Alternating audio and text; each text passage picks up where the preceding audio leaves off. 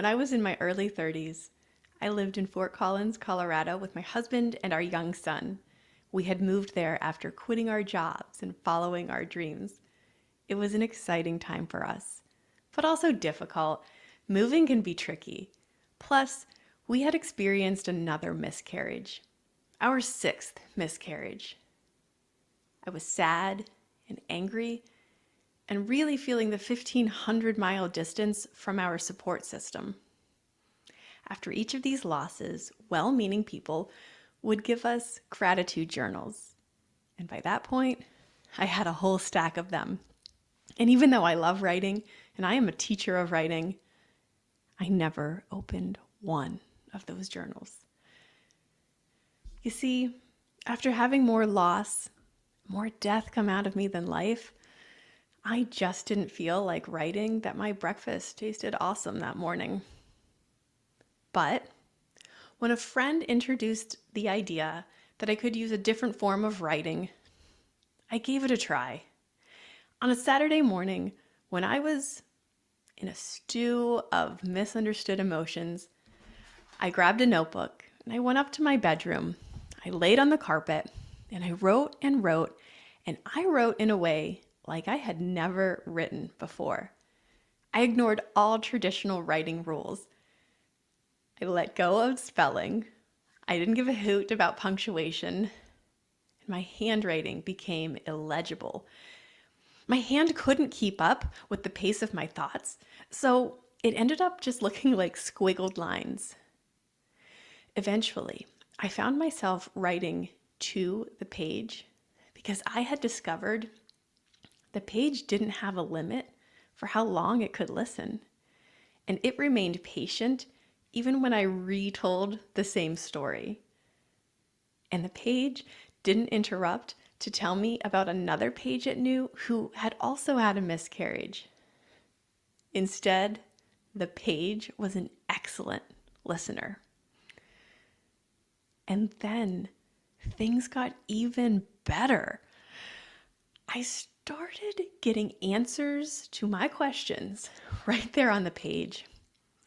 I was writing things like, will this pain ever go away? Where do we go from here? And right there on the page, my hand scribbled back supportive answers, bringing me clarity and calm. I felt better than I had in a long time. So much so that the next day I returned to the same spot on that carpet. And this time, I wrote a letter to God because I had some questions and I was really interested in those answers. I launched right in. But the answers didn't come. I kept writing. I even wrote things like, I know this works. It worked just yesterday. I kept expressing my thoughts while writing, and then it happened again. I got a sensation in my head, and my handwriting turned to squiggles. Just like the day before, answers came, and I felt better. It would be years later during my PhD studies at UW-Madison when I would learn the science behind what I had experienced. Unknowingly, I had awakened my biological superpower. I studied research from fields like education and anthropology, psychology, and neuroscience, and discovered that the exact recipe required to experience what I had is to physically write while expressing thoughts. And that combination shifts our brain waves into theta, which is a meditative type state. And it turns out that state of mind greatly supports the processing of emotions. And it also turns out that when we are shifting into that mental frequency, it allows our subconscious to come through. And that is why I was getting those deep, clear answers right on the page. Before I knew the science behind this, it felt like magic. And even now that I understand the science, it still feels pretty remarkable. I now call this method luminary writing because it illuminates whatever's under the surface. I'm here in my kitchen to tell you that everyone can benefit from this type of writing. And also because I want you to know that you have everything you need to use it. I do understand you might not feel totally comfortable with writing. You might not think of yourself as a writer. Most people don't. But this is not about a specific talent. You don't have to have a background in writing. Frankly, you have the perfect background in writing no matter who you are. Just think of the writing you've already done this week. Emails and text messages, even those notes on the back of the utility bill. You write all the time. Plus, did you know that your brain is wired to write? Seriously, your neurobiology is set up so you can write. How did our brains evolve to do this? So writing teachers would have a job? Not quite. For survival. Hundreds of thousands of years ago, humans needed to be able to communicate with each other when they weren't physically together. To keep their tribe safe, they would leave written messages. For example, sticks in a path would indicate that path is not safe. And sticks in a different configuration would say, that path is safe. It was a superpower to be able to make the invisible thoughts and ideas visible.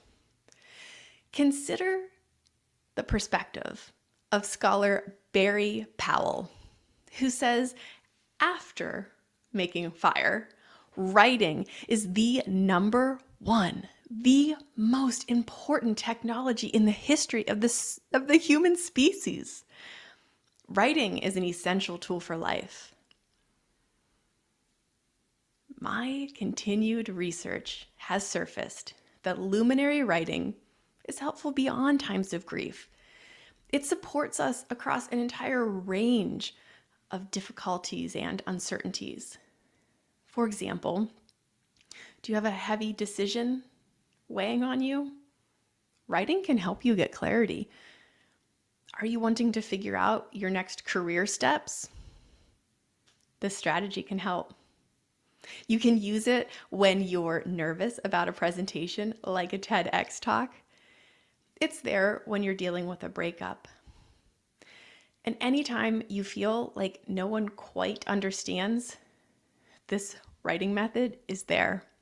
In fact, it's there any time of day, 10:30 at night, 2 o'clock in the morning. You don't need an appointment. And you don't need to buy anything fancy. You just need something to write with and something to write on. Then go to a place where you won't be interrupted. Write your thoughts as fast as they come, getting into that meditative state. And finally, ask questions on the page, letting that clarity and deep understanding flow through from your subconscious. Your writing will be sloppy, and that's okay. You don't need to reread what's surfacing because that will stay with you. You can even throw the writing away when you're done. Oh, am I saying that you need to write every single day and make this a daily habit? No, definitely not. We write in this way when we need it, and you probably don't need it every day. Although you likely know someone who could benefit from this right now. And they might be apprehensive about writing. Because those red marks on those writing essays really have done a number on how people feel about writing. But writing for school does not come into play with this. The truth is, everyone is going to encounter difficult and uncertain times, and everyone can access this tool. And everyone deserves to be able to experience the transformational benefits of writing. Just imagine the positive global impact of this idea. There's nothing to lose by trying it.